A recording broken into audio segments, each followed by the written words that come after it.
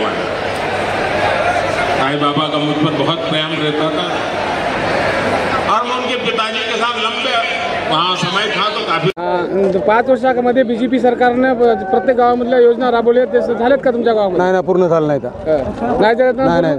आणि या मोदीजीच्या ग्राउंडवर 2019 साली अशोक चव्हाणच्या विरोधात नरेंद्र मोदींनी आदर्श घोटाळ्याचा प्रश्न उपस्थित केला आणि आज याच मोदीच्या ग्राउंडवर नरेंद्र मोदीच्या स्टेजवर अशोक चव्हाण आहेत. तुमचं त्यांच्याबद्दल काय म्हणणं आहे? नाही, बरोबर ना, तो विरोध केला ना, आता पुन्हा त्याला भ्रष्टाचार टाकून एका जागी घेतलं त्याला. आदर्श घोटाळा कोणाला मतदान करणार आहात? हां, तुमचं मत कोणाला आहे? आम्ही काँग्रेसला करणार. तुमचे कोणी नाही समाधान नाही. एकंदरीत आज मोदी सभा होती, त्यांचं काय तुम्हाला वक्तव्य ऐकू आलेत का? नाही, आम्ही आमच्या सोयाबीनला भाव नसल्यामुळे आम्ही समाधानी नाही. ठीक आहे. आलेला आहात मोदीच्या सभेकरता. आतापर्यंत आपल्याला मोदी साहेबाच्या कार्यकाळामध्ये कुठल्या कुठल्या सुविधा मिळालेल्या आहेत, कुठल्या योजनांचा लाभ आपल्याला मिळाला ते सांगा. हो, मिळाले.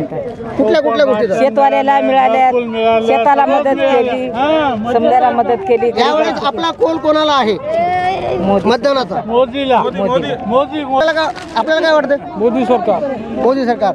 मोदीवर एवढा भरोसा कस का? अहो, किती कामं करायला तर हे कोण काम चोर एका जागी आल्यावर होतात का? 25 चोर एका जागी आले, एकच माग आहे. बघा रोड, सिमेंट रोड, शेतकऱ्याला 60 वर्ष. जो राम को लाए हैं हम उनको लाएंगे, जो राम को लाए हैं हम उनको लाए हैं, घर घर में हम भगवा लहराएंगे. बोलो जय श्री राम. काळामध्ये आपल्या गावामध्ये कुठल्या कुठल्या सुविधा मिळालेल्या आहेत? तसे भरपूर भेटलेले आहेत. गॅस, फीस, बाकीच्या योजना पण शेतकऱ्याला पण भेटल्या, इरी फिरी. मग ह्यावेळेस आपला कोण कोणाकडे आहे मतदानाचा? बीजेपी. मजबूत इसके लिए तो हम आए हैं ना, क्योंकि हमको नांदेड़ का विकास करने का था, महाराष्ट्र का विकास करने का था, इसलिए चौहान साहब ने ये उचित निर्णय लिया और चौहान साहब आने के वजह से ही हमारे नांदेड़ का विकास और अच्छा होगा. दोनों पक्ष एक साथ, यानी चिखलीकर साहब ने भी विकास किया था और कांग्रेस अशोक चौहान साहब भी विकास कर रहे थे नांदेड़ का, लेकिन दोनों की वजह से अच्छा विकास होगा और दोनों पहिये एक साथ चलेंगे तो नांदेड़ में कामयाब होगी. 2019 वर्षी याच मोदी मैदानावर नरेंद्र मोदी यांनी अशोक चव्हाणांना आदर्श घोटाळ्याबाज ही उपमा दिली होती आणि ह्याच ग्राउंडवर नरेंद्र मोदीच्या स्टेजवर चव्हाण साहेब आहेत. त्याबद्दल तुमचं म्हणणं काय? वैसा कुछ नहीं है भैया, ये तो क्या बोलते हैं राजकारण है. और देखो तळ राखणारा तळ पाणी पिणार आहे, हे लक्षात ठेवायला मान्य करता. वो कुछ नहीं भैया, इतना बड़ा चलाना पड़ता, इतनी बड़ी सभा लेना पड़ता, वो कहाँ से लेंगे? थोड़ा सा कोई ना कोई करता है, वो कुछ नहीं. और ऐसा आदर्श घोटाला वगैरह नहीं हुआ. ये तो पक्ष एक को बोलने की आदत हो गई वाली है. पार्टी जब एक कांग्रेस देवेंद्र फडणवीसजींनी पुरावे दाखल होते अशोक चव्हाणच्या मेहुणीच्या नावाने आणि सासू चव्हाण फ्लॅटचे त्यांनी कागद दाखवले होते. फ्लॅट वगैरह क्या बड़ी बात है? क्या बड़ी बात है? स्वातंत्र्य सैनिकाचा पास शहीद देश के वास्ते जो शहीद होते हैं बच्चे अपने किसान लोगों के पुत्र फिर दोस्त निकले और आगे भी मीडिया ने हमारी बात. आपल्या गावामध्ये आतापर्यंत शासनाकडनं कुठल्या कुठल्या सुविधा मिळालेल्या आहेत? सर्व सुविधा मिळालेल्या आहेत आमच्या गावाला. म्हणजे आपल्याला किसान सन्मान योजनेतून 2000 रुपये शेतकऱ्याला आणि महिलाला आता गॅस सिलेंडर दिलेलंच आहे, महिलाला मिशीन. 2019 याच मोदीच्या ग्राउंडवर मोदींची सभा झाली, त्यावेळेस अशोक चव्हाणला मोदी म्हणले आदर्श घोटाळ्यातला आरोपी आहे म्हणून. आज नरेंद्र मोदीच्या स्टेजवर अशोक चव्हाण, याबद्दल तुम्ही काय म्हणणार आहात? आरोप मोदी साहेबांना लावला नव्हता. काँग्रेसचं जेव्हा सरकार होतं त्यानेच आरोप लावला. केंद्रामध्ये बी सरकार काँग्रेसच होतं आणि राज्यामध्ये बी सरकार काँग्रेसच होता. त्यानेच आरोप लावून राज्याचे माजी मुख्यमंत्री अशोक चव्हाण यानं राजीनामा द्यायचा नव्हता, मात्र त्यानं राजीनामा देऊन हे करून बसले. नरेंद्र मोदी विकासाच्या कामासाठी आमच्या बीजेपी पक्ष आवडला अशोक चव्हाण साहेबाला आमच्या आणि आमच्या प्रवेश केला बीजेपी पक्षामध्ये विकासाचे. तर आम्ही बीजेपीच्या सभेला आलो. बीजेपी शिवाय पर्याय नाही.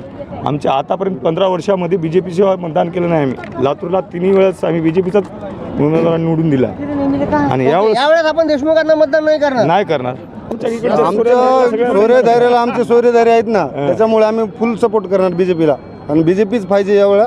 विमा आम्हाला बीजेपीच्या काळामध्ये आम्हाला 15 ते 20 लाख रुपये मिळालेला आहे आणि असंच मिळावं असं. एकंदरीत तुम्ही मोदीच्या कामावर खुश आहात? 100% मोदी है तो मुमकिन है, मोदी है तो मुमकिन है. ओके. 400 पारचा नारा दिलेला आहे बीजेपीनं, तो कंप्लीट होईल असं आपल्याला वाटतं का? 100% होणार आहे. हा आमचा वारकरी संप्रदायाचा पूर्ण त्यांना पाठिंबा आहे. आमचा त्यांना अतिशय विश्वास आहे की त्यांनाच आम्ही प्रचंड मतानं विजय करू आणि ते सत्तेवर राहतील अशा प्रकारची आम्ही खात्री देऊ. ओके. मी नांदेडचाच आहे आणि मी रिटायर्ड झालेलो आहे. पण सध्या जे वातावरण आहे एकंदर, आजची जी सभा पार पडली त्या सभेची जे संख्या पाहिली तर 400 पार हे निश्चित होणारच. याच्यात झालेली आहे, अभूतपूर्व सभा झालेली आहे, याच्या अगोदर कधी झाली नाही. आपल्याला किती लोक आले असतील आजच्या सभेला? कमीत कमी नाही म्हणलं तरी 2 लाखाच्या वरती लोकसंख्येला असेल, कमीत कमी सांगतो. म्हणजे जे डोळ्याच्या नजरेस येणारी असेल, आजूबाजूची तर खूप होती जे दिसत नव्हती, कारण का व्यवस्थाही सुंदर होती. बऱ्याचशा खुर्च्या रिकाम्या होत्या. बऱ्याचशा खुर्च्या रिकाम्या होत्या. लोक चालूच होतं ना. मोदी साहेबाचा टाइम सकाळी लवकर होता, लोक चालूच, आताही चालू आहे. सभा झाल्याच्या नंतर लोक येतात. आता सभा झाल्यानंतर लोक येऊन काय म्हटलं ते सांगतो ना, ट्रॅफिक जाम झाली आहे, सगळ्या गोष्टी बघा. प्रेम व्यक्त करण्यासाठी लोक यायला 100% विश्वासाने 400 आकडा पार होणारच. नांदेडमध्ये कोणत्याही गोष्टीची अफवा होत असेल, जात असेल, त्याला नांदेडकर कधीही लक्षात घेणार नाही. विकसन आम्ही कर्नाटक 1 किलोमीटर आहे आमच्या गावापासून आणि तेलंगणा सुद्धा 1 किलोमीटर आहे. यावेळेस मागलचा कर्नाटकचा प्रश्न होता की काही गाव त्या कर्नाटकमध्ये जाणार होते, काही तेलंगणामध्ये जाणार होते. आपण काय म्हणणार? आता मोदी साहेब असल्यामुळे मोदीवर भरोसा आहे सर. कर्नाटक राज्याचा मोदी आहे तर मुमकिन आहे. जय श्रीराम. सर बोला. आम्ही तेलंगणा बॉर्डर आल्या भोकर तालुक्यातून. आता बीजेपीचा ना, मी रेल्वेमध्ये कॉन्ट्रॅक्टमध्ये जॉब करतो. बीजेपी शिवाय पर्याय नाही. हिंदू बचाना आहे, राष्ट्र बचाना आहे, तर हिंदू याच्याशिवाय पर्याय नाही बीजेपी सारखं. काँग्रेसच्या काळामध्ये मी रेल्वेमध्ये कोर्स केलतो तिकडं तमिळनाडूमध्ये. ते काँग्रेस काळामध्ये हेवा दावा करतात, ज्याचं हे आहे ना, घराणेशाही संपवण्याची पार्टी आहे.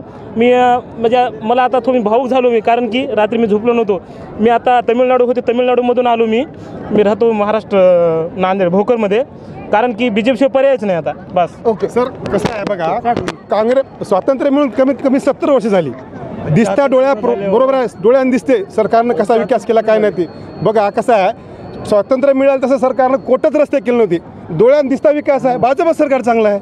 बघा की जे आमदार आहेत वसंतराव, त्यांना आतापर्यंत काहीच केलेलं नाही. काहीच केलेलं नाही. राजेश पवार कमीत कमी आमच्या तालुक्याला 850 कोटी आणलेले आहेत. आमचं विकास आहे. जवळपास गोळेगाव हे खेडा आहे, नायगावपासून 2 किलोमीटर. त्यांनी पण सडकाचं काम केलं नाही आतापर्यंत. राजेश पवारने कमीत कमी आतापर्यंत 3 कोटीचं काम दिलेलं आहे, काम झालेलं आहे. आणि चिखलीकर साहेब म्हणजे फार मोठे चांगले आहेत. 10 लाखाचं काम दिलेले आहेत आमच्या गावाला. मोदी चिखलीकर साहेब मोदी. ओके. बस वाटतं यावेळेस 400 पार होणार? बिल्कुल 400 पार, 400 के ऊपर, 400 प्लस. ओके.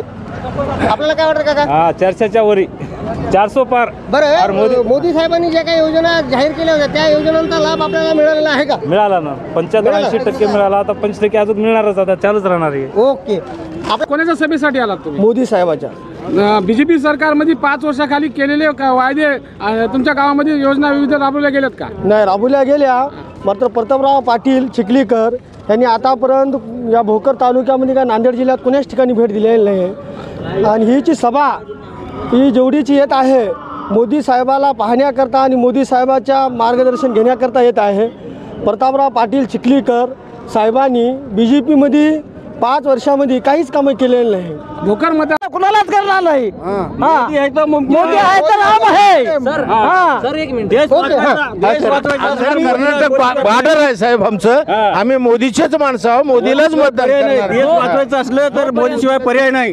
हा सर मी प्रॉपर नांदेडचा आहे आणि इथले जे आहे विकासाचं जे आहे पहिले तर अशोकराव चव्हाण साहेब पण होते आणि आता ते एकत्रित आलेले आहेत. त्यामुळे इथं आता डबल इंजिन जे चव्हाण साहेब इथं आल्यानंतर बीजेपीला फायदा होणार आहे की नुकसान? 100% होणार आहे. 100% फायदा होणार आहे. आणि याच्या आधी सुद्धा बीजेपी इथं आलेलीच आहे सर. म्हणजे आता तर जास्त पण सभेला आला होतात. मोदी साहेबांनी कुठल्या गोष्टी बोलल्यात आणि तुम्हाला त्यांच्यावर किती पद्धतीने विश्वास आहे? ऐकूच आलं नाही काही. ऐकूच आलं नाही काही. उशिरा आल्या मित्र. तुम्ही उशिरा आलात.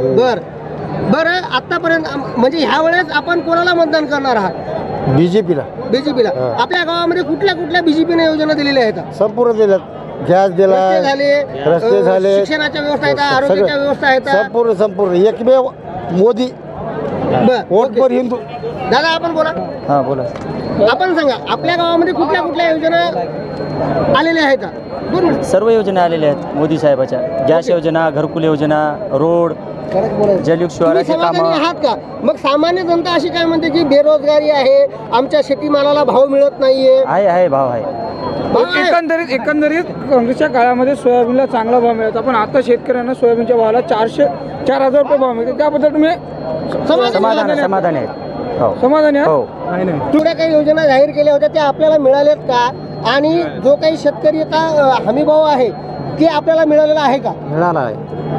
आपण समाधानी सरकारच्या कामावर आपण समाधानी. जे लोक 70 वर्षामध्ये जे केले नाही त्याने 10 ते 10 वर्षामध्ये जे करू नये ते करून दावलेत. त्यानं कागदावर केले होते, यानं हकीकतमध्ये केलेले आहेत. त्यानं जे करणार होते ते करून दावणार होते. फक्त माईकमध्ये सांगणार एक, करणार एक अमेरिकेला एक राहणार, जपानला एक राहणार आणि इथलं बटन तिथं राहणार. त्यानं सांगेल तेच करणार. संडासचा तांब्या घेऊन जा म्हणलं तरच जाणार, नसता तसंच थांबणार. इथं बाथरूम आलं, रोड आले, योजना आल्यात. योजना जशा आल्यात तशा काही जणाला पसंत आहेत, काही जणाला पसंत नाहीत. आता काही झालं तर आपल्या घरात 5 माणसं आहेत, एखादी माणूस तर खराब राहणारच होय. याला जे माणूस आता तळं राखाय गेले तर तांब्या बुडून पिणारच होय. तर आपण जे विचार करायला येतात, जर आता भाजपाला काँग्रेस आला ते विषय काय, मोदी साहेबाचं का मत का आहे आपल्याला जर वाटलं. कोणाकडे बघून मतदान करणार? कोणाकडे बघून नाही, विकासाकडे बघून मतदान करायचं आपल्याला. कोणाकडे बघून करायचं